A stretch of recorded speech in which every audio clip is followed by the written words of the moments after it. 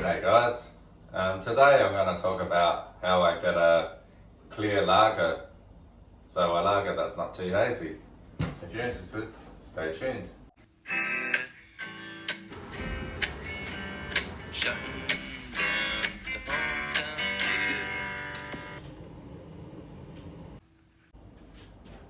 Well, first let's pour my beer. This is my Australian lager.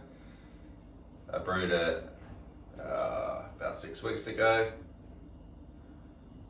It's been in the keg for maybe a month, and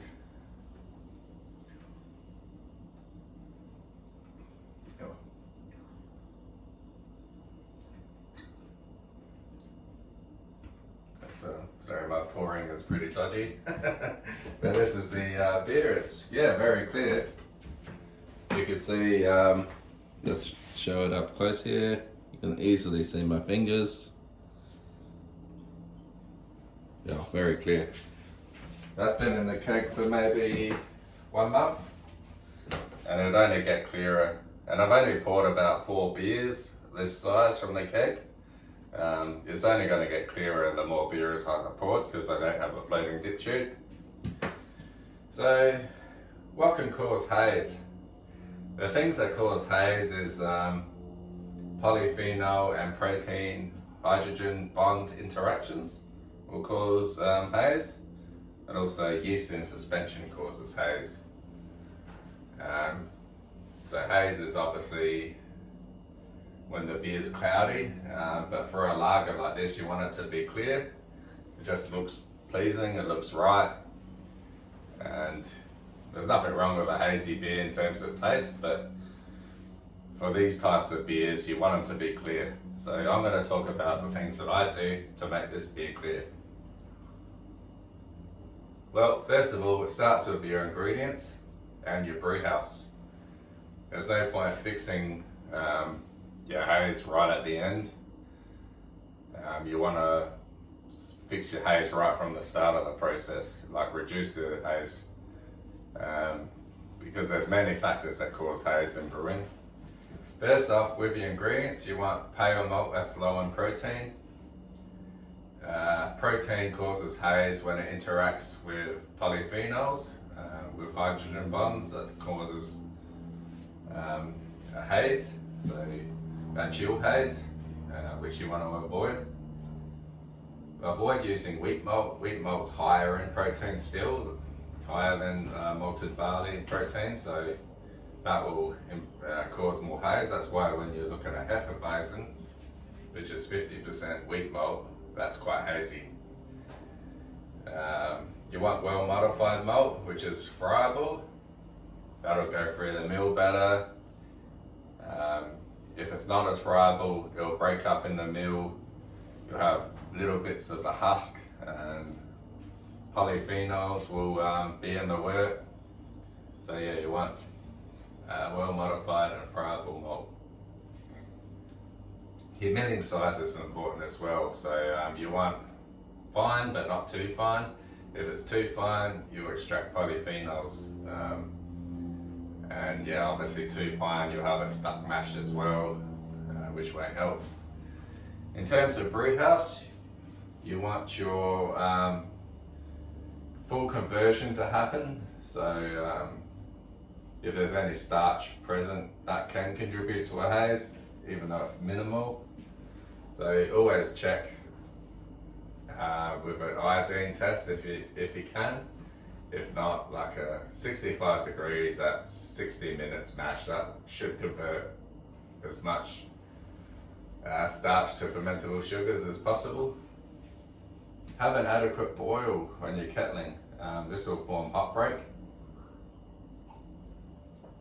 I find some people skim the hot break at the start of the boil. I personally don't do that. I don't know if it helps your haze or not, but in my opinion, I don't know if it's correct or not, but I think the proteins that are in the hot break will interact with any polyphenols and help contribute to your trub. So I think if you're skimming that, you're minimizing your trub formation.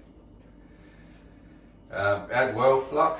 I add well flock 15 minutes at the end of my boil, and this helps form the trub, or trub, however you pronounce it. I pronounce it as trub. And have an adequate whirlpool. I use a drill with my stirrer attached to the drill, and I whirlpool for at least 5 to 10 minutes, just so all that material goes to the bottom of the vessel. You want to cool your wort as fast as possible. This is called forming the cold break. So I do this using a counterflow chiller. So you want to form the cold break. Otherwise that will go, all your haze material will go to your fermenter. So if it's below 60 degrees Celsius really quickly, that's the cold break. And all those polyphenol protein comes and forms the trub, and if you're not forming that, that's all going into your fermenter. So the other things you can do in fermentation is choose a yeast that is high flocculent and fast sedimentation. Otherwise, if it's not, it will stay in suspension, and any yeast in suspension causes haze. At the end of fermentation, I chill my beer down to 4 degrees Celsius.